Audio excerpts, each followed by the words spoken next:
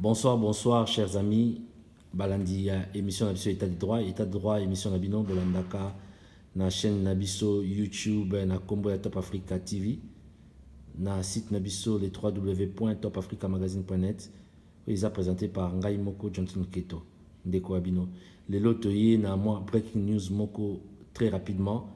Nous vous avons na bakambi ya communauté. Boyebi tozali na lisolo ya ndeko na biso oyo bomonaki eningisi mokili.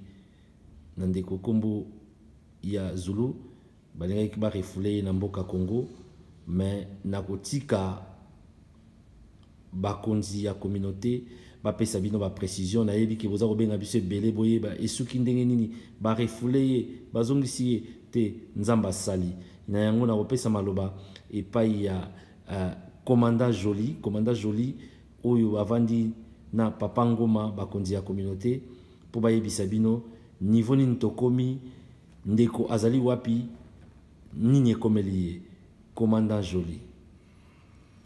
Oui, Kento, merci Namaloba. Et puis il est vrai que ndeko bamemaki ba refoulé ba ki okangé na 3h du matin. Alors les ba commis à niveau à Paris et sali o et salaki.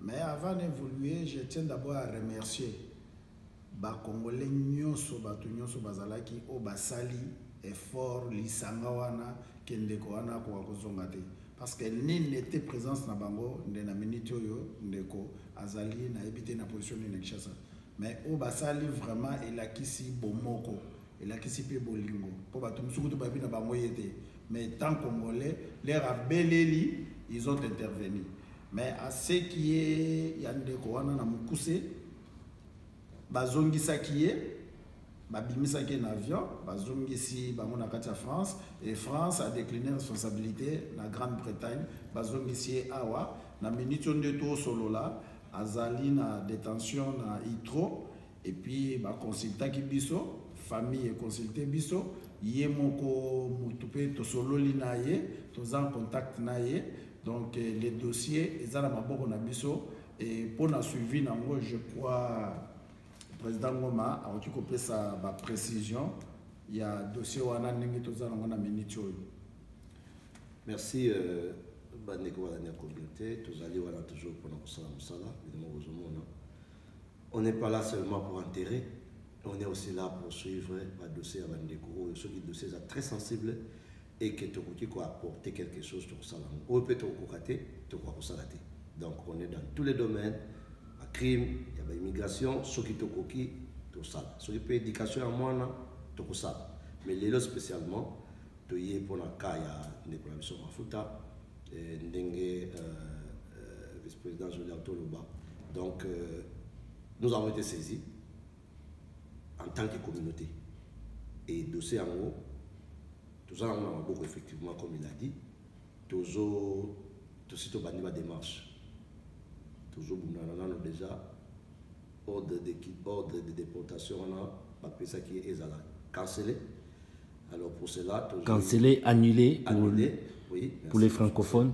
Pour cela toujours déjà avocat avec en complicité avec la famille. Nous insistons. Tout ça là toujours la famille. Alors famille a pécibiso ndingisa a pécibiso permission que une des rares fois, dans le cas où il y a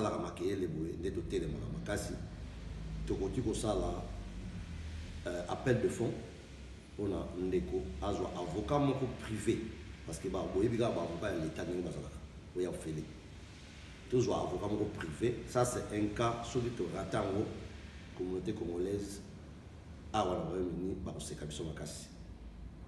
comme d'habitude, c'est obligatoire. Ce que Monique yo étalé au témoin, vanina yo tranquille. Tikaba o balini ko sa isa bandeko basalisa. Donc compte bancaire aux avant pour la tout ça la collecte de fonds pour toujours avocat bien parce que nous devons gagner ces cas. Ndeko azaï na famille na awa ndenge bozo na vidéo oyo ndeko Johnson Keto ba o dans la bataille ya monté je crois occasion ngoyo ba annexer vidéo wana na sima na se ya émission na biso ya lelo beaucoup monake ndeko alobi bien azana mwasi na bana. Donc ce qui est dans nos tali vidéo on a été au tala yango et toucher mon thème na yo pour participer à l'opération tout ça en contact là président Manchester ndeko Cyril tous allez en contact avec la famille pour tout le temps on va pour des raisons il y a privacy tous en contact na moi aussi ou peut tout le temps comboter pour des raisons il y a privacy na bango. Donc voilà un peu bandeko tina penda to eli lelo na pourquoi na lelo to ya couper sur le message il y a kimia o baza ko banga ndenge to son ke talobi alobi ke est-ce que akomaki est-ce que akendekite effectivement non papa ngoma azali wapi po ngai na uti kozwaye na téléphone azali wapi azali na détention oyo batiaka bato soki ba déporté na niveau Itro c'est là où il est to solo na ye journée mako 3 fois donc c'est une confirmation pour toujours pesa bino je crois que na soki wana ndeko na koki ko rajouter ka na point wana je crois que toujours sala musala na sima ya caméra mais ba yokata mongongo na biso ndeko na biso oyo bomonaki na avion oyo balingai ko refoulé na RDC na Kinshasa nzamba sungi bino bandeko nyonso oyo bozali na kati avion. Vraiment je remercie la petite sœur Béni Samba qui a pris le courage de tout filmer et de nous mettre en direct, hein? Que Dieu te garde, que Dieu te bénisse là où tu es à Kinshasa. D'ailleurs, j'étais présent à l'aéroport d'Itro. Vraiment, Ndekouana, Nzamba Sali, Bazongisi, na Londres. Na Londres, pour le moment, Azana détention, au Batiaka Bato, na aéroport, il y a Heathrow. Mention spéciale à Béni Samba, fallait que tout le sans oublier, aimer. Aux alaki wana pena front line ko benga bande koke ba vandate ko benga unité ba congolais ou ba congolais to linga na raté je crois que les approuvé na donc il est bel et bien ndeko na biso azongi akei Congo te bino bato bozo lela te bozo ba suite akei Congo te azongi azali awa na Londres. Commandant Joly leçon nini to tirer na ka oyo sali que Ndeko Balimba déporté, menotté, 5 policiers et les gens se sont levés. Finalement, Bakei nae Namboka Congo te bazongisi était. Les sons tiré et quel conseil prodigué na bateau. Oyo lobby arokuta na kawana Balimba refoulé dans un avion. Qu'est-ce qu'il faut faire? Oui, Kento, président Goma Lobawa. L'autre fois, finga na bango biswa, musa na biso kokunda bibembe. Le problème na biso ezaka ya bibembe te. Nous intervenons sur tous les dossiers na niveau ya communauté. C'est-à-dire ceux qui mutoye na likambo na ye, oya monike na niveau na ye moko azui solution te et qui a touché biso. Nous pouvons aussi chercher à frapper d'autres portes oyo ekoki kosunga pe na démarche pour esunga ndeko na likambo azanango. Alors, na oyo etali oyo ezali ke mutu nyonso ayebi ke azana ka ya ndeko moko azana détention qui nous voit, qui nous amène les dossiers comme ça tout meka kota en contact. Et puis na bato misusu oyo ndenge président pa utiko lubawa ndeko nanga yo moko ko se fierté. Na minute oyo nous sommes obligés à intervenir pour na mutu nyonso azana likambo.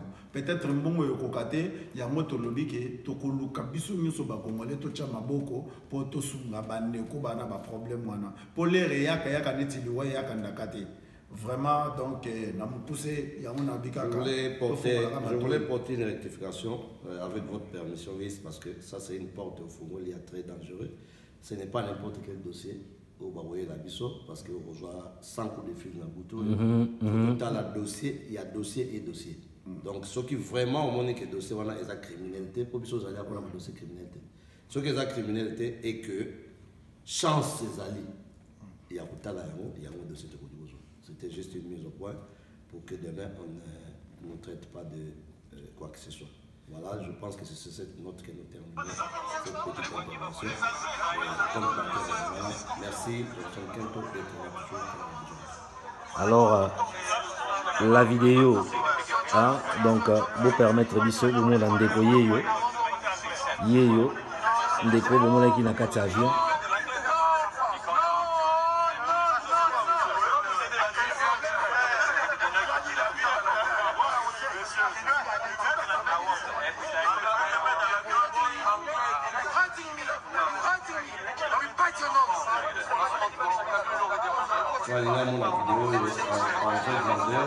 Akei na YouTube, ouais, na YouTube, okei na YouTube, bokomona barobeta chaîne na kombo ya Top Africa TV eko lakisa bango Top Africa TV eko lakisa bango lien oyo botala ndenge ba anglais bazo nyokola bazo refouler ba congolais.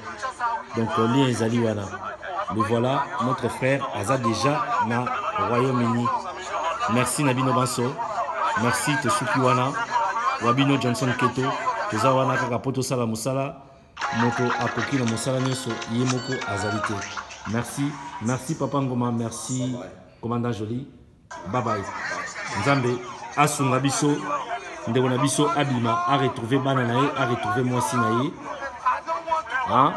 Donc bandeko to se comporter na biso bien ndenge balobi dossier criminel et pas ina bango so zara problème mukanda la communauté peut intervenir. Merci, que Dieu vous bénisse. Ciao ciao.